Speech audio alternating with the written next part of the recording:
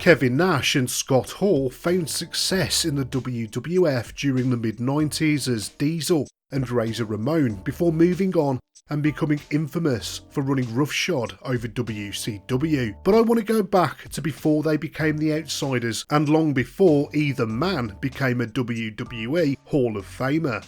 WCW was home to both Kevin Nash and Scott Hall in 1991 when Nash appeared as Vinnie Vegas and Hall appeared as the Diamond Stud. It was a period in time that could well have led to both men quitting the business entirely.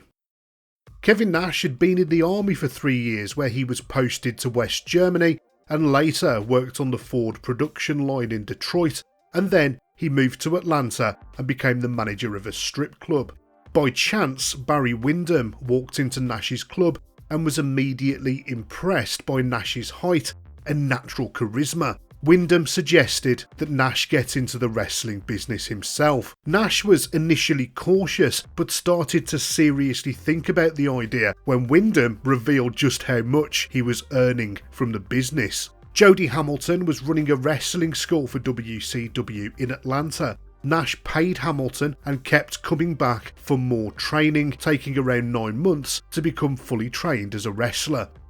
At the age of 28, Kevin Nash had broken into the wrestling business. The Clash of the Champions 12 in September 1990 was when Nash made his official debut for WCW. Nash was made to wear an orange mohawk and face paint and given the name Steel in a Road Warriors tag team knockoff known as the Master Blasters.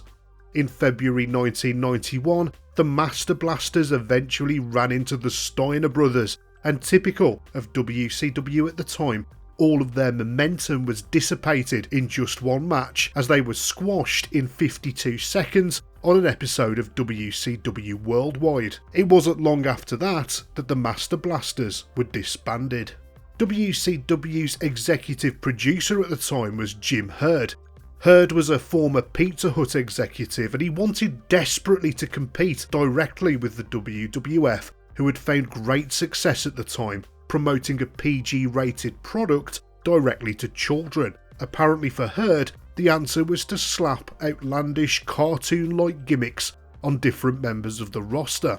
Oz was the worst of a bunch of gimmicks that included a lumberjack named Big Josh and a lycra-covered tag team called the Ding Dongs who had bells on their costumes. WCW's parent company, Turner Broadcasting, had just purchased the MGM movie library in a huge deal. One of the biggest movies that came with the deal was The Wizard of Oz. Jim Herd and Dusty Rhodes magicked up the Oz gimmick, providing just the kind of crossover that they were looking for. Kevin Sullivan was paired with Nash and given the name of the Great Wizard. The set for Ozzy's grand entrance alone cost the company more than $100,000. It had a huge castle, it had smoke machines and even green lasers. Oz and the Great Wizard were even accompanied by Dorothy, the Tin Man, the Scarecrow and the Cowardly Lion. When the gimmick was presented to Nash, he was absolutely dumbfounded. He tried to tell his bosses in WCW that Oz wasn't a person, but a geographical location, and so the gimmick made no sense, but they didn't listen to him.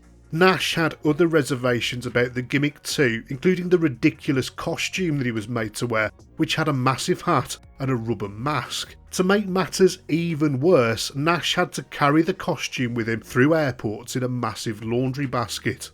After being given the gimmick, Nash was pretty pissed off and quite close to quitting until Kevin Sullivan reminded him just how much money he was making at the time, and so Nash decided to suck it up and just get on with it. Unsurprisingly, the fans hated the gimmick. The last television appearance of Oz was on a December 1991 episode of The Main Event.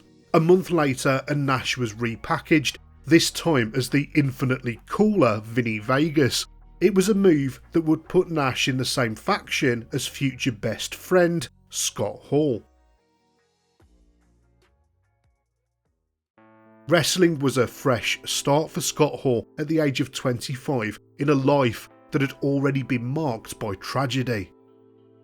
In 1983, Hall was working in an Orlando nightclub and got into an altercation with a customer.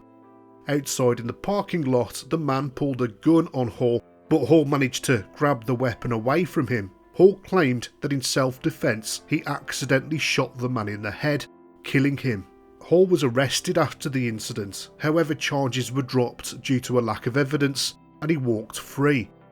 It was a moment that changed Hall's life forever. It filled him with anxiety and was the stated cause of his later substance abuse issues. In the aftermath of the incident, Hall turned to pro wrestling. He'd been a wrestling fan since being a kid, and since that life-changing moment in Orlando, the business appealed to him more than ever. For Hall, it was a way to escape reality, to play a character, but unlike a job in acting, wrestling allowed Hall to play a totally different character almost all of the time. It was 1984 and Hall started to hit the gym hard and started to train with the ambition of breaking into the industry. He started training with Florida-based Hiro Matsuda, who had previously trained Hulk Hogan and Paul Orndorff before cutting his teeth in the American Wrestling Association. A little while later, knowing that the AWA was a sinking ship, Hall believed that his wrestling career was as good as finished. The WWF wasn't picking up his phone calls and he didn't want to take a pay cut in the wrestling business. He almost quit to become a forklift driver and to settle down with his pregnant wife. In the AWA, Hall had made some close friends with Diamond Dallas Page and Curt Hennig, and both of those men would prove to be important connections for him in the wrestling business going forward. DDP had moved on to WCW some time before. Hall put a call into DDP and pitched him the character of the Diamond Stud. Lucky for Hall, WCW was on a talent drive at the time and was specifically looking for strong characters to sign up. On DDP's advice, Jim Ross hired Hall immediately. Unlike with Kevin Nash's Oz gimmick, Hall came up with a well thought out character that wasn't just given to him. The Diamond Stud would end up being the prototype to Hall's most famous character, Razor Ramon, the Tony Montana inspired gimmick that later made him famous in the WWF. DDP gave the Diamond Stud his look, the dyed slick black hair, the sunglasses, the stubble and the toothpick. So much of this look would be carried over to Razor Ramon later on down the line. In WCW, the Diamond Mine was DDP's stable and it starred the fabulous Freebirds, Scotty Flamingo, the Diamond Stud and Vinnie Vegas. Nash and Hall struck up a close friendship in WCW that would last a lifetime and would change the wrestling business forever. Much like the Diamond Stud, the character of Vinnie Vegas was conceived by Nash himself, inspired by the role Steve Martin played in the film My Blue Heaven. Billed as being 300 pounds and hailing from Nevada, Vegas was initially recruited by Harley Race to join his stable alongside Mr. Hughes and Vader.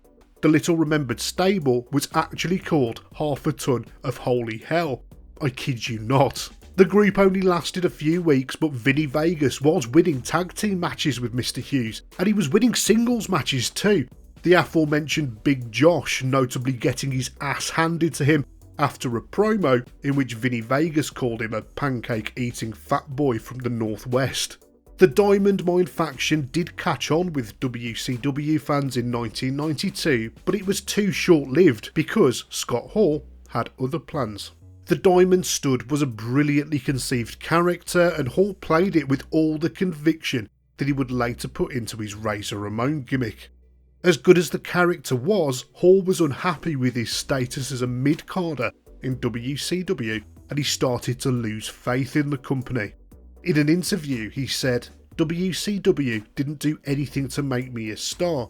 If I'm destined to be a job guy in this industry, then I want to do it in the WWE. I called once a week for a year and asked to speak to Pat Patterson, but never got through to him." In desperation, Hall would eventually call in a favour with old friend Curt Hennig, who had been with the WWF since 1988. Within a couple of hours, Pat Patterson had left 3 voicemails on Hall's home phone, and before long, Hall was making his debut in the Federation as Razor Ramon. In his initial dark matches, the character of Ramon looked identical to his WCW gimmick. Vince McMahon would help Hall hone the character, building on the original concept and giving us that Tony Montana inspired creation that we all grew to love. Scott Hall would go on to achieve huge fame as Razor Ramon, only stifled by the inner demons that he battled all the way through his life. Back in WCW, Scotty Flamingo, the other member of the Diamond Mine, had also left the group, leaving just DDP and Vinnie Vegas to tag team as the Vegas Connection, a short-lived duo that came to an end after DDP suffered from a torn rotator cuff. While Vinnie Vegas wasn't the game changer that Nash had hoped for, it wasn't all that bad of a gimmick. He'd certainly suffered worse with Oz. There was a gimmick that could have potentially killed a promising wrestling career stone dead. The character of Vinnie Vegas helped Nash get eyeballs on him. Nash would end up taking the same road as his best friend Scott Hall and moved on to the WWF in 1993 after Shawn Michaels had specifically requested that Nash be signed to a contract with the Federation. Shane McMahon would be the person to give Nash the alias of Diesel, and he became Shawn Michaels' on-screen bodyguard. Nash would go on to win the WWF Intercontinental Championship and the Tag Team Championship with Michaels, before going on later to defeat Bob Backlund to win the WWF Championship in 1994. Nash would reach stratospheric levels of success when he returned to WCW in 1996 alongside Scott Hall to form the New World Order, wrestling's most legendary faction, and the rest is wrestling history.